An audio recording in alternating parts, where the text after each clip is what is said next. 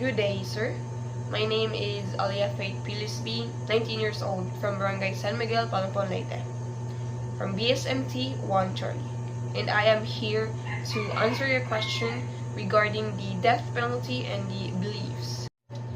As a person who grew up in the Philippines, I was taught to say tabi-tabi po whenever I passed places like anthills or tall grasses or an old tree.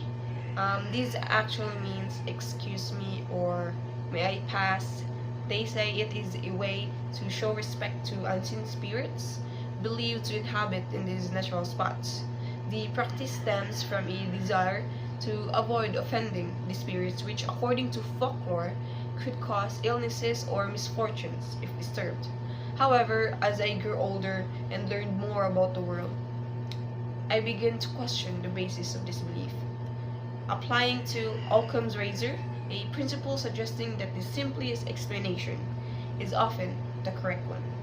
I consider that sudden ailments might be attributed to natural causes rather than supernatural ones.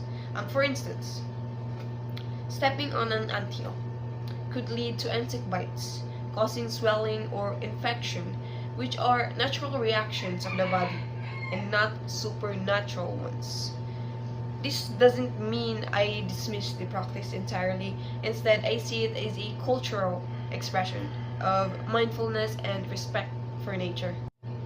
Now, regarding to death penalty, I don't think that death penalty should be enacted or legalized in our country.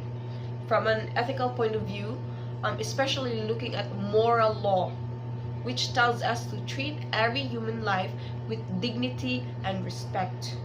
It just doesn't sit right to respond to killing by killing, even if someone commits a horrible crime.